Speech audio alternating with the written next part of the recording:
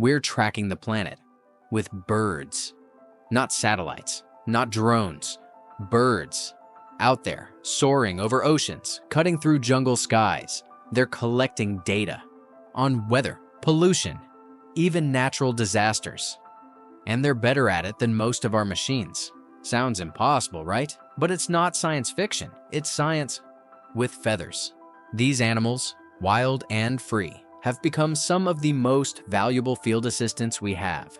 Equipped with sensors, GPS units, and miniature data loggers, they've joined the global network of climate and environmental research. And the story of how we got here doesn't start in a tech lab or an academic paper. It begins in an Oldsmobile, driven by a scientist chasing birds like tornadoes.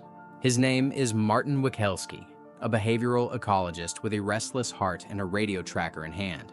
While most scientists were analyzing data in labs, Martin was out in the field, driving cross-country, chasing birds by signal. He believed that if animals could sense things we couldn't, maybe they could help us see what we've missed.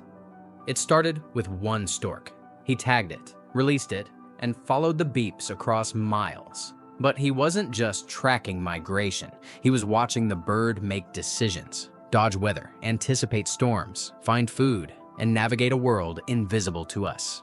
That stork didn't just migrate. It taught him something. Birds are constantly reading the earth. Air pressure, moisture, magnetic fields, signals we barely register, they live through.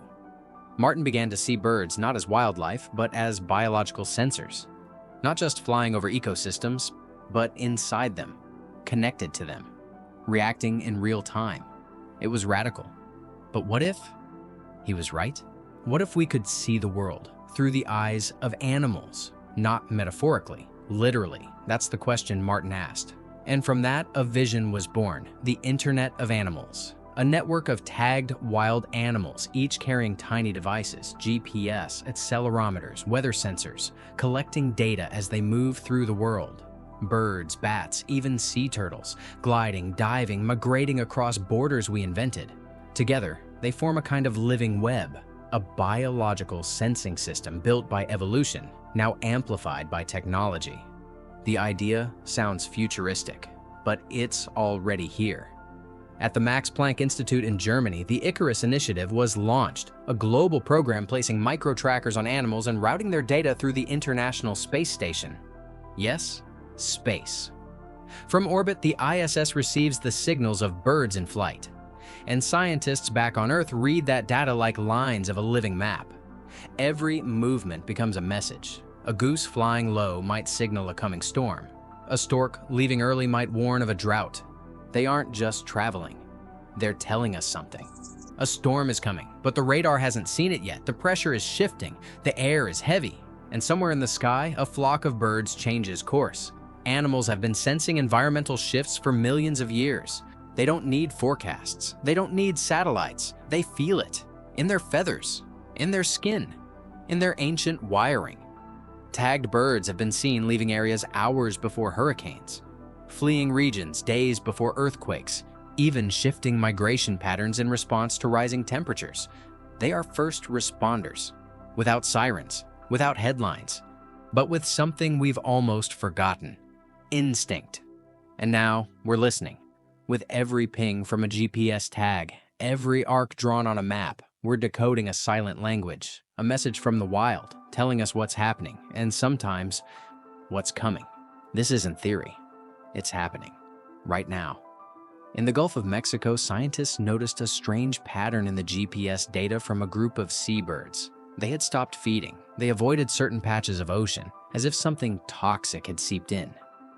Days later, satellite imagery confirmed an oil spill. The birds knew first. In Central Europe, storks altered their migratory routes, avoiding areas with rising air pollution. Their flight paths became living maps of atmospheric damage. And in some of the world's most remote forests, researchers now follow vultures and raptors to monitor illegal logging, deforestation, even the early signs of habitat collapse.